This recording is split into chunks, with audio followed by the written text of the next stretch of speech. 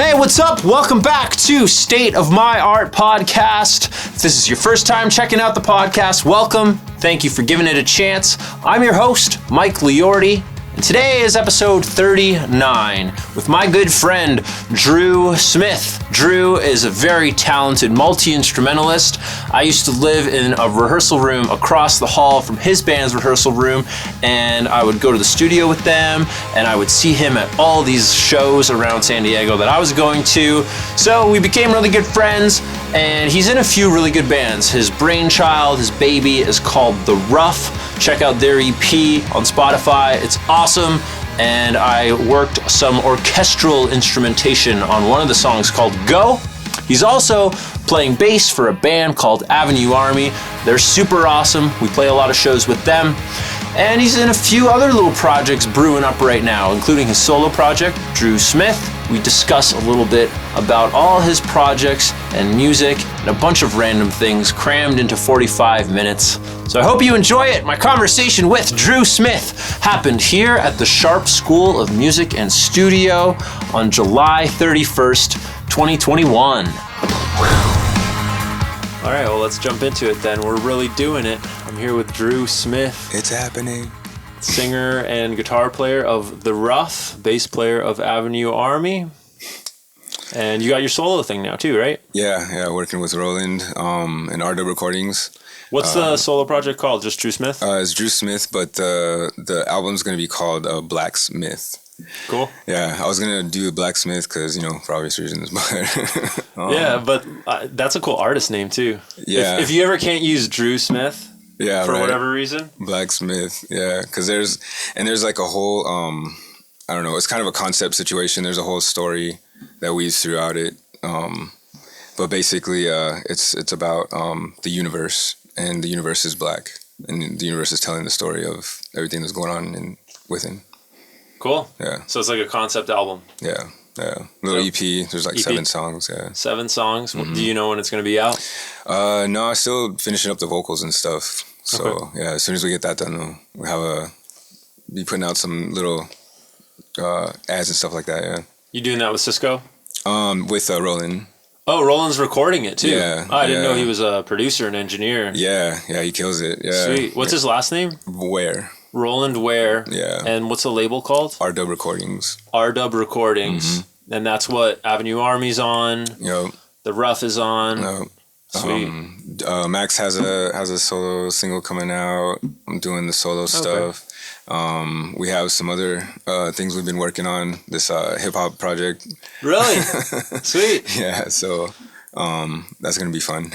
Nice. I'm excited for all that. Yeah. That's the one thing I wanted to ask is do you have any other solo projects other than Avenue Army and The Rough? That's all I know of. So we just actually we have this project we call Drop the Bear. Okay. And we just released a track on July 9th, and that was it's called Witching Hour, and it's a pretty dope. It's a really sleepy song. It's definitely separate from like our current outfits.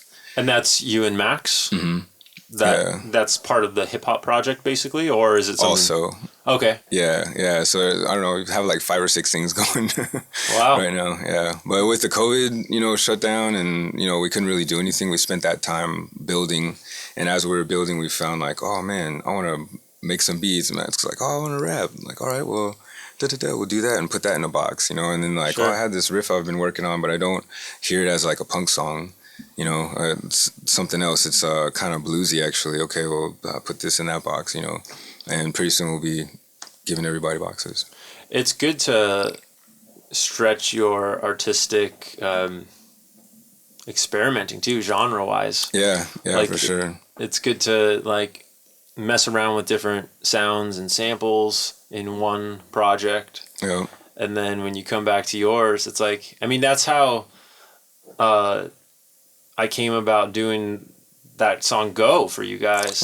Because I was like, I want to get some experience in the orchestral world. Yeah. And there's actually a guy from San Diego that used to be good friends. I don't know if anyone's even able to find the guy now, but his name's Brian Grider, I think. Brian Grader or something. He was friends with the guys from The Shining Through. Do you know those guys at all? Mm-mm. James Cleland. Mm-mm. They go way back with like Cisco was in that band. Oh wow, okay. Jesse knows him really well. Nice. So that was like my first introduction to San Diego. This guy James Cleland, and then he told me, man, you got to meet up with this guy Brian, who's a really good producer. He's going to school now for like orchestral symphony stuff. But and I was like, oh, I'm into that too. So I started talking to this guy, and checking out his website and all the music he had on there, and he was like, yeah, all of that's artificial. All of that is from samples. I'm like, no way. That sounds like a 60-piece orchestra. Like, right. I figured, you write it all on a sheet and then get someone at your school, you're the maestro, and you get a whole orchestra to play it. Yeah. And he's like, no, we do it all through samples. Eventually, we do get one song that we're allowed to get a whole symphony to play it. But all the stuff on my website is from this program called East West Platinum. And so I was like, oh, I got to get East West Platinum. Sounds so good. And then I started, I actually went the other way. I was like, everything has to be for Rosedale. Oh, so word. Like I was always like, I want Rosedale to evolve into having different sounds and samples and genres within it. As opposed to what I probably should have done is made a bunch of different entities. Dude, you're doing it well though.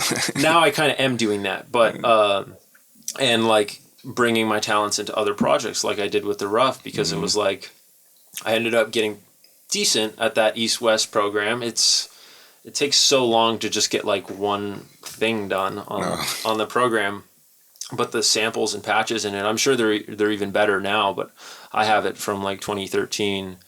But just experimenting with those sounds, bringing it into my sound, it was like this simple song is so much more complex now. Exactly. Or this complex song is so much more musical now. If it's like super riffy, but you can put some, violins and cellos to kind of smooth it out. Yeah, or if it was like very pop punk drum based. Okay. Yeah. It was like, well, if I put this symphony, it kind of makes it more radio, more mainstream, which is kind of what I wanted to evolve to. And same with pads and every other patch in the book is it was like, what are my heroes doing? Well, Angels and Airwaves was no longer just writing guitar lead riffs. They had bells and all this big stuff. So yeah, I'm excited to see what you guys are working on with this hip hop project. And that's the thing, like we're I wanted to sound like, I saw this group called the Fourth Avenue Joneses a long time ago when I was a kid. Fourth Avenue Joneses? Yeah, and I don't know if they're still, but it was a hip hop band. Okay. And it was it was 3 singers, 2 guys and a girl, and they were all related, I believe. And they had like a violinist and a DJ and a drummer and a bass player and a guitar, keyboard, and like and 2 violins, and it was super, super dope, so I wanted to kind of like recreate that, but like, put my Drew in it, of course, but like kind of like follow those steps and stuff like that and emulate it. So is that what are you saying that also kind of inspired Go? Would you say? Having strings? Not really Go, but I guess like for the hip hop stuff. To have like the beats and like also orchestral things. Oh yeah, because they're hip hop. Okay. Yeah, but Go is like, I think that's the one that's up for the award, right? Or is it the whole EP? It's the whole EP actually. So the whole EP is up for San Diego Music Award. Yeah. Congrats, and that's next month. Right, yeah. Or technically it's already August. Tomorrow. Where is the time going, When is the award show? The 10th or something? I think it's the 24th. 24th? Yeah. Okay, we got time. It's Tuesday. It's on a Tuesday. Yeah. So we're going to rage. It's exciting. Yeah. Tuesday's my best day because I only have Wednesday off now. Oh, and everyone's like, you're boring. You party on Tuesday night? Like, yeah, what do you do? Yeah, Wednesday's my only day off. I'll party Tuesday night and go to work on Wednesday. Right on. Looking forward to it. Oh, yeah, dude. Yeah, thanks a lot for doing that, man. Every time I listen to it, I'm like, oh, guys, I know this dude. You know what I mean? Oh, no. I mean... I kind of was there along the process of that EP, and like Cisco playing a acoustic solo over that song all day. So I already knew that song like the back of my hand, and just hanging out at Cisco's studio, when I was basically homeless moving down here, and Oh. you popping up everywhere. Yeah. Every show I went to, I was like, oh, it's true. That's right, dude. Yeah. Oh, what's up, man? But that's important. That's what you need to do as a musician is like go to all the shows that you can around town. Make yourself available to check out new local music. Support and connect. You know, you never know what could happen. Right. You know, and even just going to the studio to hang out at Cisco's studio, you know, I was just getting Wi-Fi and seeing how he does things. Yeah. But like I met you and The Rough, and it was like, this is a great EP. Who are you to tell me nothing's wrong? I love that jam. Oh yeah, dude. We call that haha your art when someone mocks you your song. People do that to me all the time. But yeah, I'm glad that I was honored to be a part of that. And yeah, dude, it was because even like, oh man, I think when we were in the studio and just like hearing you jam and like, oh yeah, this is what I'm doing, and we had, you know, we're getting to know each other and stuff, and like seeing you perform, you know, at Himmelberg's and like with all this. Yeah, you're coming out to my shows too. I appreciate it. Oh, dude, I appreciate you doing it, man. It's a pleasure to be able to know people and have like cool friends that do cool shit, you know. I agree.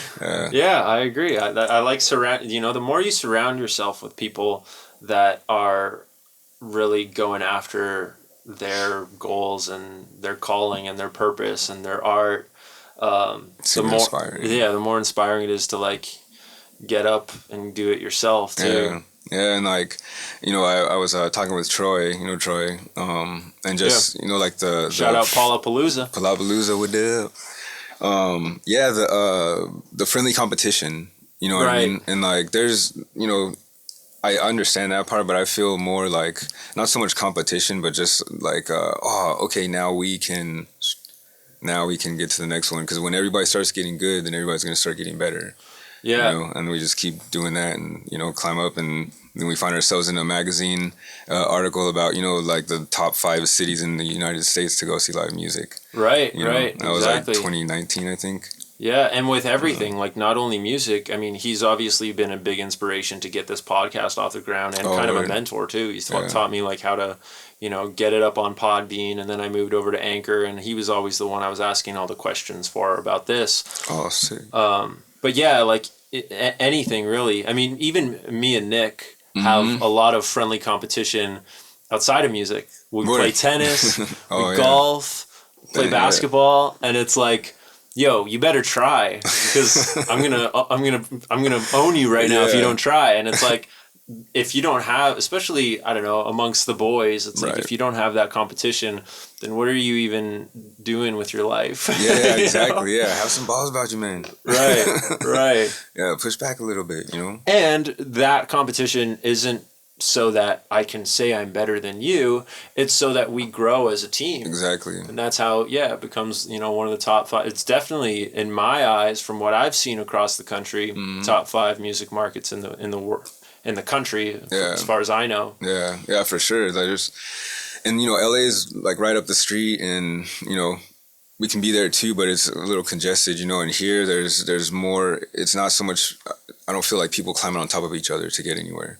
You know? Yeah. LA is very like stay in your lane, stay in your genre, fight to the top. And San Diego, like everybody's playing in everybody's bands, and everybody's going to everybody's shows. Like, how is this working out? You know, like we're all doing this together. Yeah. You know?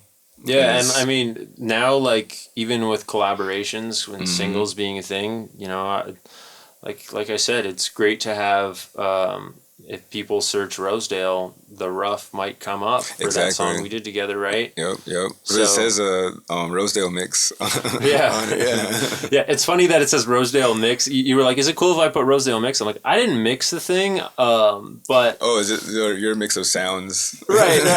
It's funny. Like when someone says this a song by the Beatles remastered, it usually means it's remixed. Right. And if something is remixed, it usually means there's been additional production. So it's like, I don't know, the way we name things is never made sense to me. Yeah, dude, I was just talking with my girlfriend about that. Like, yeah, it's very misleading sometimes, and it's hard to have a conversation when you're like thinking about thinking about that stuff. Yeah, right. But yeah, man, it was always cool to see you at shows, and and I just felt more inspired to also go to shows and like support other bands and, you know, go out to Himmelberg's. And like that's a big part of the reason why I was able to stay down here too, is I met so many people through those shows. Yeah. And Vanya and... Oh, dude. She's a saint. Yeah, so many great people in the local scene that were just like, hey, we know that you need work down here. Do you want to do sound at my show? For instance, Vanya. Yeah. So, yeah, if I would have just like stayed in my rehearsal room, which is another place that it's like, we ran into dude, we had like these magnets since I've been down here. And I always say 2019 was the best year of my life because I really got my feet planted here and just said yes to everything, and everything was just going so smoothly. Oh, bro, yeah. And I include January and February of 2020 in that year because it just got better. House of Blues. But yeah, we were sharing a rehearsal room for 4 months that I was living in. Right. Well, not a rehearsal room. We were across the hall. Yeah, it was a building. But yeah, directly across the hall, neighbors and stuff.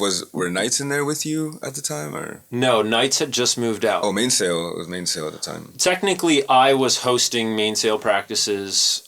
Okay. But in my room, I was literally living in there. Yeah, I'd wake up to you guys practicing sometimes. Right. But I was sharing it with a Metallica cover band. Oh, they're still there. Nice. Yeah, because Avenue Army moved into that room. Oh, really? They're sharing it with them? Oh, yeah. That was like right after I left. Yeah. And then they so we moved in there, and we just left at the end of June. They wanted to, like, they got more members and needed the space, so. The Metallica cover band? Got more members? Yeah, and like, Dan, right? Dan, yeah. So they, I forget what the name of the band is now, but they're like writing stuff and like. Oh, they're doing originals, good. Yeah, and dude, I went in there one time when they were practicing to like get some stuff out, and like there's just amps everywhere, dude. Wow. It's crazy. So I don't even know how many guys are in the band. Holy, good for them. Yeah, so I'm interested to see what they're coming up with, but it's pretty heavy from what I can tell. But are you guys and Fairplay still sharing the room across from them? So Fairplay's not. They have a space, I guess, in like Curry Mesa. Or, okay. I know Will and Jules have a bunch of spots. And then see the Rough right now we're practicing. So Dare's not in the band anymore. So it's Max and I, and then Vaughn's. Basically, Will's taking Vaughn's place in both groups. Oh, okay. Yeah. So Will's joining the Rough. Yeah.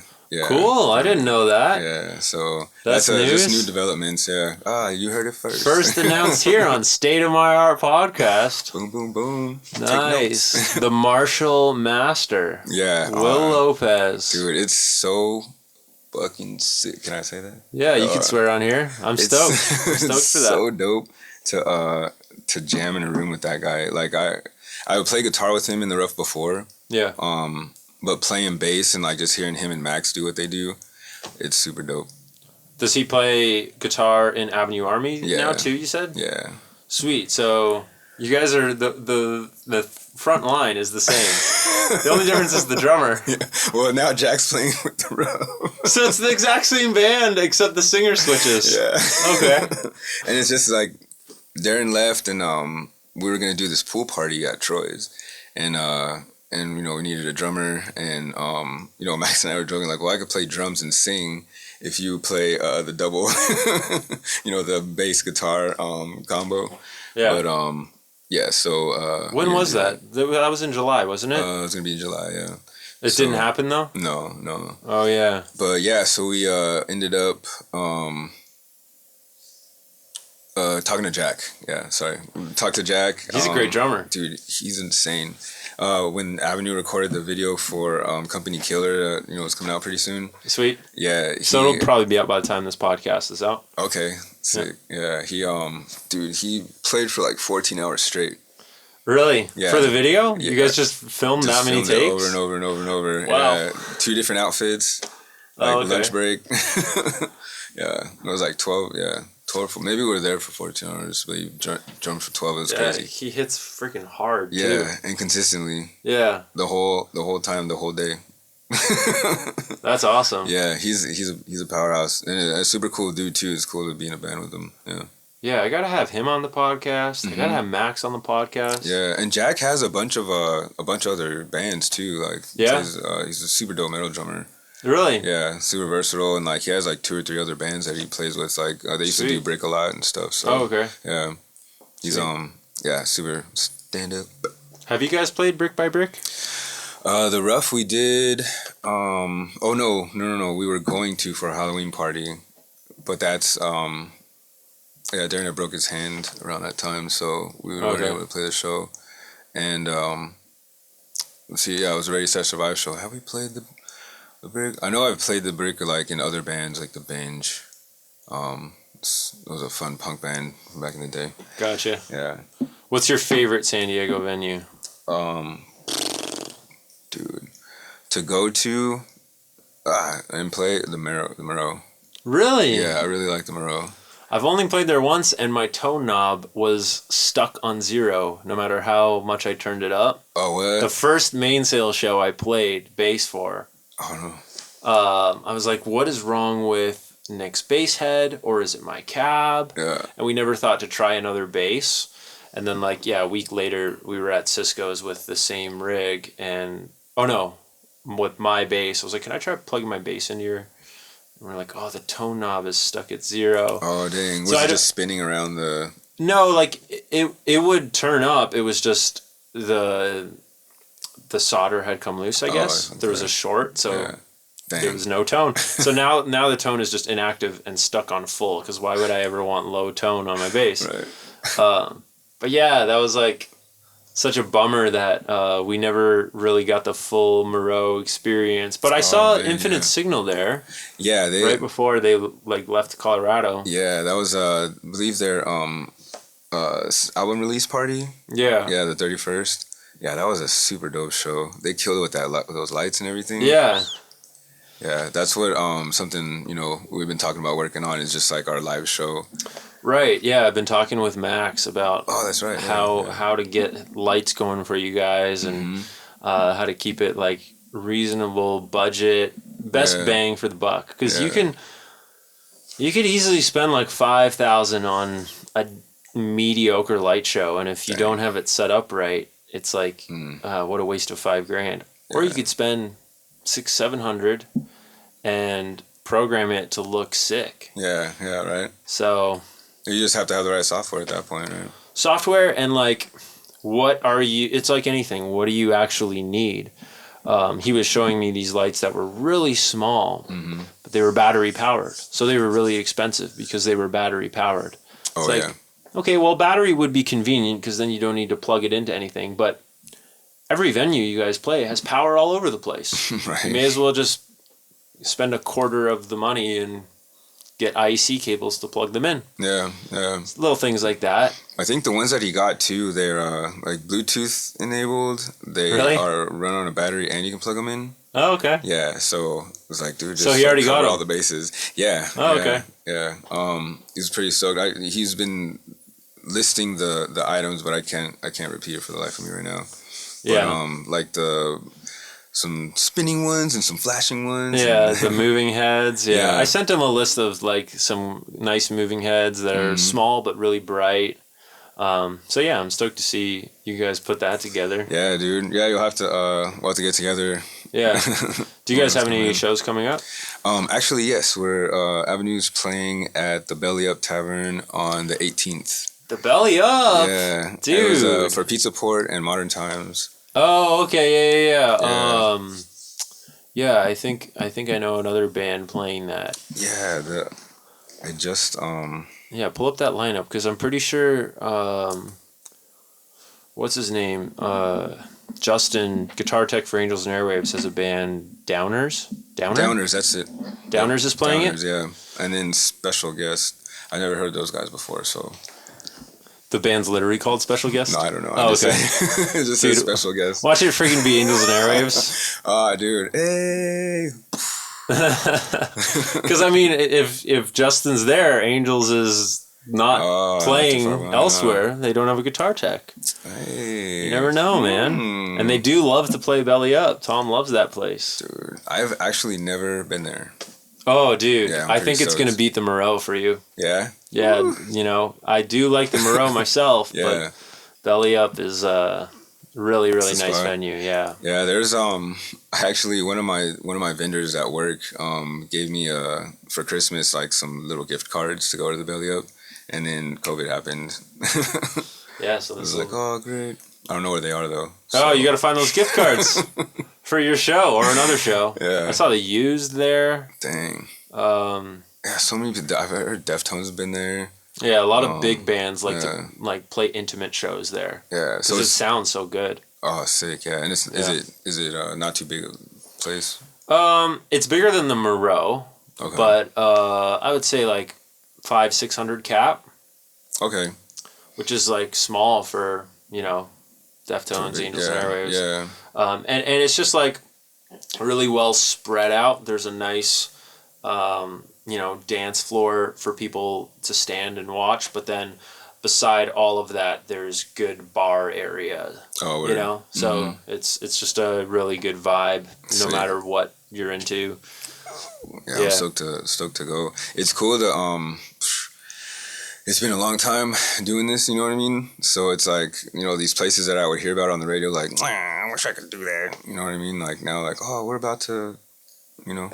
Yeah, someone brought that up in the middle of the pandemic. Is like, once things are back open, the local bands are going to have to step up because touring bands are planning way out in advance. They don't want to book something like 4 months away with COVID still lurking and after what they just went through. So the local venues that are like trying to get back after it are going to be booking the local bands. Yep. So there was now's the time to get in there. Exactly, yeah. And it's and we actually were gonna play there on St. Patty's Day 2020. Oh wow! For the whole Pizza Port thing, it was gonna be that's St. March? Patty's Day party. Yeah. So it was like right 17th, so like the week after the shutdown. At Belly Up? Yeah. Yeah. So I think this is like a redo, Yeah. Oh, second verse. Better than the first. What day is that again? August 18th. August 18th. Nice. I'll just be getting back from Colorado. Oh, cool. So I got to come out to that. Hell yeah, dude. Are you going to go see Kelly and Eli while you're out there? Or you're not going to be in the same spot? I just thought, that reminds me. They're out there. Yeah. I should hit them up. Yeah. I'm going for a friend's wedding. Nice. A couple that is really supportive, came out to all my shows, and they're finally tying the knot. So I'm like playing a couple songs for their wedding, and then I have a show in Santa Fe too to like get me out there. Nice. And then I'll probably stick around for a day or two, so I'll have to hit them up and like go hiking or something. Dude, they're the pictures they have on their feeds are just so dope. Yeah, for some reason, you know, I guess once they moved away, Instagram was like, you don't need to see these people's posts anymore. They don't pop up anymore. Oh man, they used to when they were here. Yeah, it's funny too because you know I thought the algorithm was, you know, with interaction you get more exposure, right? Yeah, and like, you know, I messaged them from time to time. I asked them to come on this podcast a couple months ago, and they were like, "We moved," and I was like, "Oh, good to hear." And then Nick bought Eli's amp. Oh, okay, sweet. It went to a good home. Yeah. Yeah. That's awesome, dude. Yeah. The DSL. Oh man, that thing's a beast. Yeah. I remember we actually we played a show at the Ken Club, and I was jumping around and I got caught up in my cord. Yeah. And I was using his head. Oh. And I kind of like fell into the amp like in the middle of the song. Did the amp fall over? Yeah, everything fell over. But it turned out it was okay, and like you know, we talked about it later, and you know, tested and everything like that. But yeah, it was definitely a heart dropping moment for sure. Those things are tanks, though. Dude, they're built for that. Like a rock. Yeah, I used to do sound there, the Ken Club. Yeah. Every like 2 weeks, I was driving down to the Ken Club. Dude, I wonder if I ran into you there too, because we used to go there and drink a lot. I used to live on Kensington. Oh, really? Yeah, like 4 houses up from the club. Yeah, I like that area. Yeah, that deli was super delish. Or across the street from Ken Club? Yeah. I've never been. Yeah, Chronic Brew Store, they had good sandwiches and stuff. I went to the ice cream shop beside it. The little kid ice cream place. Is that with the Dippin' Dots and stuff? Yeah, I don't know. They had really good milkshakes. Oh, nice. Yeah. Oh, dude. So we just, speaking of milkshakes, we went to Vegas a couple weeks ago. Nice. There's this place that has date milkshakes. They're really fantastic.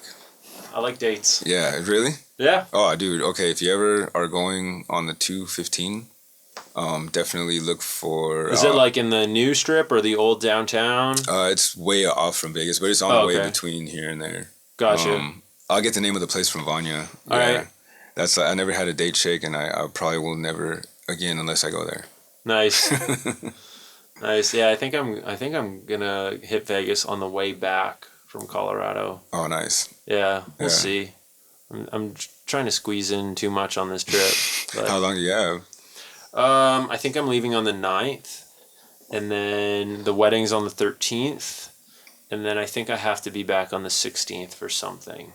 Okay. So we'll see. Dude, there's some of my old roommates got married, John and Kat, and his sister flew down from San Francisco, and they got married, I think, by the Bay, in downtown. And so I played guitar, and she played the violin. Oh, nice. For their ceremony and stuff. So I was thinking about that, like, oh man, it's a pretty awesome position to be in. You know what I mean? And they ask, like, oh, can you do this for us? Like, this is your day of days, you know, for sure. Yeah, and I mean, I guess I never really looked at it that way. I look at it more as sure, I'll do this service for your day, you know, anytime music is secondary, it's like, all right, you know. Yeah.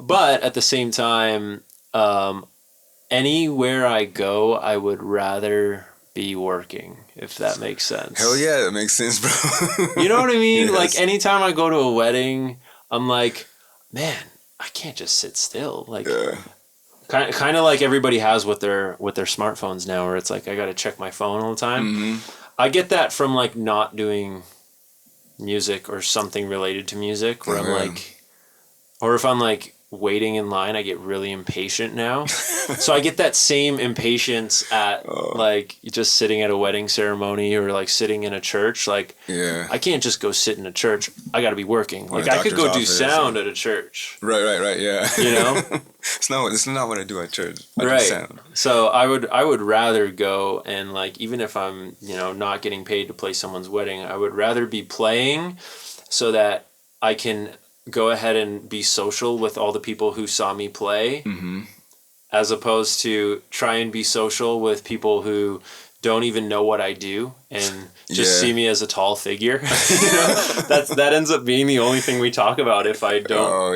If I don't showcase my art. Like carry your guitar on a strap on your back everywhere you go. Right? I mean, I used to do that at Warped Tour. To sell CDs. Right. Exactly, but I quickly realized, wait, I'd rather be doing this anyway than walking around. And I mean, unless I really want to see a band that I know a few songs to. Otherwise, I'd rather just be getting after it and being productive is basically what it is. 1000%, man. And like, that's, I think, a reason why, you know, we created these little boxes to put all this stuff in, because it kept just coming out. You know, and like there's, you know, you have these ideas, and sometimes like I'll find myself in these lost positions. Yes. When I'm like, oh, I'm going to remember that. And I try to hum it over and over until I get to a point where I can do something about it. Right. Hum it into my phone or whatever. So now if I get GarageBand up, do it right now. Oh, you record it right into the session on GarageBand? Yeah, and then just save it for later. That's cool. You know? Yeah, just to like, so I don't lose it. So there's like all these things like, oh, you know, listening back, this sounds like kind of that bluesy, jazzy stuff we're messing with. I'm going to put that in that box. You know, and then when I'm in that mood, then I can start, you know, get an idea, and then it becomes something huge or something different.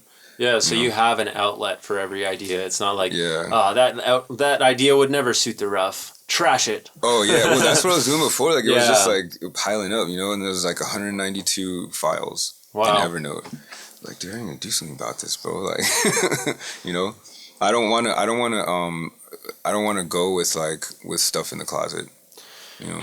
Yeah. That's great. I've always looked at you as someone who's really creative, and to have 192 voice memos, you know, says that. And you have a really great musical background too, right? You play trombone, is it? Yeah, trombone. You play trombone. Violin. That was like my first instrument in elementary. Violin was your first instrument? Yeah, and then trombone, and then went to the drums. Wow, I haven't even heard you play violin or trombone yet. Oh yeah, it's been a little while, but Breeze got one. Or actually, I played Jules's too. Really? Her pink one. Dude, I gotta get one for here just to get all these cats to play on my songs. Yeah. Oh, dude, that would be sick. See, and that's like with Go, you know, that's what I was thinking too. Like, man, you should have just played some of these. Well, it's like if I had the dough to rent, you know, the stuff, but at that time that wasn't the thing. So I was just like, oh man, maybe, you know, we'll see if, because I was hearing the stuff that you were doing on your songs, and I was like, oh my hell. Well, man, we got to get you a violin. Yeah. What the heck? Well, now, you know, times are different now, so I'm like kind of building a list of things I want to have up on my wall. You know what I mean? Yeah. So definitely want to get a cello and a violin and a viola at some point. Nice. You know, sooner than later, but just to be able to incorporate that and like, instead of having these samples that sound pretty decent, you know, to like just say like, yes, that's a bow on a string. Oh, and nothing beats the real performance. Oh, dude, even if you have to pitch correct it, like it's so much better to have what you intend and imagine coming off your hands. Yeah, and it's that like the sound of the instrument itself, right? Like the hair on the string. Yeah.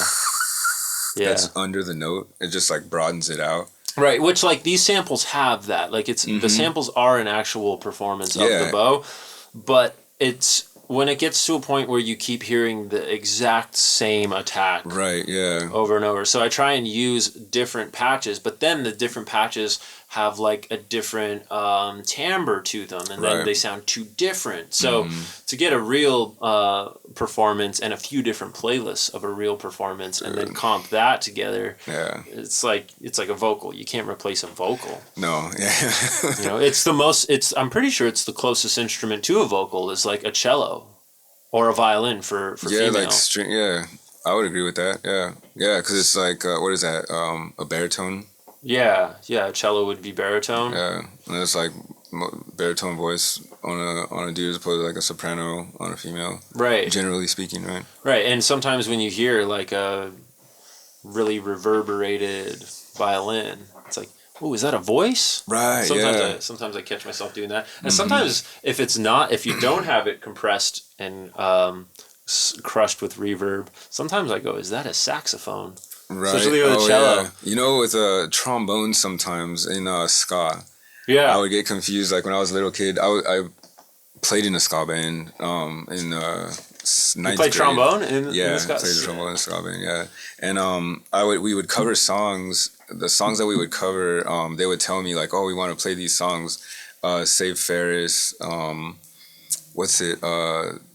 Super Spy. I don't know if I know it. Oh man, I'm sure if I heard it. Dope. Yeah. So like, but just to the point, I would take those CDs or tapes or whatever and listen to them and have my keyboard on the floor and my just like my staff pad, and then just write out okay, they're playing picking it out with a keyboard. Yeah, and then just write out the sheet music and then bring that to the horn players, and that's how we learn the songs. Wow. Yeah. So I got like understanding music better and like how those layers go, you know, like with the trombone versus the sax or trumpet and the ska, or you know, cello, bass, and then like violin and viola, you know what I mean? Like those are real sexy together, you know what I mean? Like in doing octaves and stuff like that, like around a lead and harmonies, man. And like that's what I was originally getting at from your music background is I don't think a lot of musicians go through that process anymore of like writing out the sheet music finding out what every layer is doing note for note in a multi-track production. Oh yeah, you're just playing guitar and it's a G chord. It sounds like a G. right. And like eventually, you know, you learn your intervals, and a lot of that comes, you know, with theory. You can't write sheet music if you don't know any theory. Right. But I also think that a simple understanding of theory, a basic understanding of theory, can evoke and inspire that creative mindset that gets you 192 voice memos. Oh yeah, dude. Yep. And it's funny because when I remember specific times like in middle school when we were really like I was playing in the jazz band, the steel drums band, and the marching band, like trombone, baritone, and like tuba concert band, just trying to do everything right. Yeah. And then like we go out and do like a parade, and we're out for the day walking around, and all I hear are beats. You know, like everything is moving in unison somehow, like the car alarm and this cat just screeched where the snare would hit. Like, you know, like what the hell's going on? I must have. Yeah, you're like you're almost it's almost like a curse, but that's kind of what creates these prodigies and these masterpieces is the muse coming into your ear and whispering a little melody and a beat. And I find that like as I started having to work and make money, it was harder to hear that stuff and find that stuff because I wasn't just sitting in my bedroom playing guitar and piano as much as I was when I was 14. Right. Yeah. But I remember when I was like 14, 15, all my friends that, I just like hang out in their basements and stuff like that, try and, somehow get alcohol, those kind of friends. They're always the like, good kind. yeah, it just when we're, the friends where you just have your nothing phase with. Yeah. They're always like, dude, you're always like tapping a really interesting beat or like finding a interesting melody out of something that you heard. And now like I'm realizing, oh man, that came from all this. That came from like music lessons and learning theory and applying everything that I was hearing from albums. That's like your accent when you're speaking English. It's a good analogy. Yeah. Because music is your language, Right. That's how I feel. Yeah, like you might pick up on a bigger vocabulary if you're reading books all day. Right, yeah. For instance. You'll be able to swing a bat harder if you play baseball all day. Right. We just music hard because we music all day. Yeah, or even like understand the physics of that ball coming at you. Yeah. Yeah. All the different like how fast you need to run to get from here to here as opposed to like here to there. If the ball is coming at down a certain speed, it's just sports is a good analogy for it too. Yeah, because like when I watch my best friend play hockey and go on the ice with him, he's been on the ice 5-6 hours a day every day, and it's the intelligence too. Like obviously he's really fit and agile and fast, right. But like how the creativity is from the experience too. And the style of creativity, right? Yeah, and a lot of people might look at that and be like, "Oh, that person's just gifted to have the idea to throw the puck behind them like that." Yeah, but it's more to it. That's what you get from learning how to do it in the first place. Right? Yeah, and it's not only like the time that he spent on the ice, but the time that he loved being on the ice. Right. Yeah. If he was stoked to be on the ice 95% of the time that he was on the ice, and I was only stoked 40% of the time, he's gonna be 50% farther, 55% easily. Yeah. Oh yeah, for sure. And that's Philippe. Philippe, no. Photographer, is a good buddy. Okay. He's always at the shows and stuff. You'll see him pretty soon, I'm sure. But maybe he was at the Manhattan show I bumped into you at with Home Team way back 2019. Oh, dude, I saw a photographer there. Dang. Okay, yeah, it might have been him then. Mexican dude with a beard. Yeah. I think. So he we were talking just dang, I lost my train of thought. Sorry. I do that sometimes. That was a throwback right there. Manhattans. Dude, okay, so Vanya, I remember Vanya, we played with her, or we played a birthday show for her at Manhattan. And I don't know how she found us, but she was like, "Hey guys, just wanted to know if you want to da-da-da." I was like, who? Like, it sounds like she knows me. You know what I mean? And we were just cool since then. Yeah, Vanya is it's like you've known her forever the first time you meet her. Yeah. She's just a really friendly person. Yeah, and she takes care of business and she cares a lot about everybody, and she does it well. And does she still manage Avenue Army? Yep. Sweet. Mm-hmm. Yeah, and during the 2020 it was crazy for everybody, so it took like steps back to manage those situations, right? And then now we're back trying to make those strides. Yeah, that's awesome. Mm-hmm. And now it's kind of weird though too. Like before, there was kind of a purpose. Like, okay, we're gonna just keep touring and get out there more and more. But now, like, touring is scary or hard or impossible. What's going on with my light? Oh man, it's never done this. It's the remix. Maybe if I unplug this power. I plugged the light in so that wouldn't happen, but there you have it. We were just talking about how there's always something. Bro, hey, full circle. Yeah. Thanks for tuning in. But sorry, you were saying, during the pandemic. During the pandemic, we took our time and just like did our own things, so it was kind of cool, like when we all decided, like, all right, we're going to practice again. And I think the second or third practice, Vanya was back in the room with us. Nice. So it doesn't leave, and then it makes me feel like, because I'm one of the newer guys to the team, it just makes me feel more confident in like Max and Vanya's relationship as the artist and the manager, and that they can work together without having beef, because that can easily be an issue. Sure. And the commitment. I don't know a manager that shows up to every practice. Yeah, and every other, if there's something to talk about, or she just wants to chill, or like whatever, she's there. She's family. That's awesome. Yeah, and it's cool to have those people around, and like you know what I mean? And like, I was gonna say, I feel like this whole scene is family. Mm-hmm. The whole Palapalooza, from Chula Vista to Orange County. Yeah, it's like a really tight knit scene of like, and like really genuine too. It's not even like, oh, I'm just gonna be fake so this person likes me. Right. It's like, I'm gonna go enjoy this person's art, and I'm gonna go help them with whatever they need help with, and vice versa. This person is family, but I'm gonna pay them for their help. I'm gonna pay them for their work. Exactly, because they know what time it is. Right? Exactly, like they know what it takes and what it needs. What goes around comes around. Yep. I mean, I've always felt really fairly treated in this market, in this scene, since 2014, since I started coming here. To the point that I was like, fuck it, I gotta move here. So, yeah.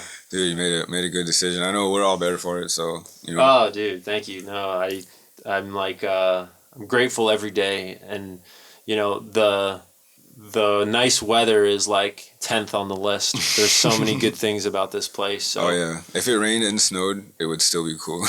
Right. Yeah. With friends like these, who needs good weather? Right. Which, speaking of, here we are locked in a concrete room, and it's all nice outside. Oh, man. But at least we're not sitting in traffic. Yeah, that actually, so coming up here wasn't as bad as the GPS said. Yeah. Yeah, I think I was like 6 minutes ahead of schedule. Wow. So, yeah. Usually it's like 20 minutes behind. Yeah, well, maybe everyone's going... Was it bad going the other way, where I'm about to go? I wasn't really looking, but I'm going to be headed that way too. So we'll stay in contact. How far are you? Nick was trying to come out and be on this one today. I sometimes have him co-host. Yeah. And he was like, oh, I was in PB last night. Oh, yeah. And he had to, like, clean up his condo that, like... So his grandparents have a condo on the beach, so he was like, I was there the last couple nights, so I got to clean that up, so I'm not gonna make it in time. Oh, man. Well, give us some hugs for the drizzle. Yeah. Yeah, we'll do the drizzle. I like that. Oh man, well, we're almost at an hour. Let's wrap it up here. I'm here with the drizzle. Thanks for being on episode 39. Drew Smith, the Rough, Avenue Army, and all your other projects coming up. Drop the Bear. Blacksmith coming out soon. Blacksmith, yeah. I'm excited for that. Yeah, and that's Blacksmith. Oh, okay. Yeah. Blacksmith. So yeah, the black is the universe, the void. And there's a super cool song in the beginning and the intro that's going to be different than anything I've done. So yeah, I'm really stoked to get this out. Nice. But more to come on that. Thanks for having me on, man. Oh, dude, anytime. Awesome. Thanks for coming up. Yeah, we'll do this again for sure. Hell yeah. All right. All right, another one down. Thank you so much for checking out this podcast. A big thank you to Drew Smith for coming up and being on the show. We had a really good hangout, including when I drove him back down to San Diego, and we got to talk a little more. Since the taping of this episode, I got to see Drew Smith rock the belly up with his band Avenue Army. It was incredible, awesome venue. It sounded great as expected, and I saw him around some other shows in San Diego. It's great to have live music back. And speaking of live music being back, brush off that vocal rust with Vocalist throat spray. I've been using this stuff for a long time. I swear by it. It works all natural ingredients. It tastes delicious, frees your voice, it heals inflammation, and they also have other amazing products, including these throat drops, ginger cayenne pepper throat drops. They're spicy, they will warm up your voice, and they work. So get them, limited time. You can get 15% off all your Vocalist products by using this reference link beside my head. I'll drop it in the description as well. And that about does it for episode 39. Thank you so much for checking out State of My Art podcast. Be sure to follow, subscribe, like, leave a comment, click the notify bell. All that stuff really helps grow this podcast, and it'll help you see more episodes like this one with incredible artists like Drew Smith. Thanks again, Drew, for being on. Thank you for checking out this episode, and I'll see you next week for another episode of State of My Art podcast.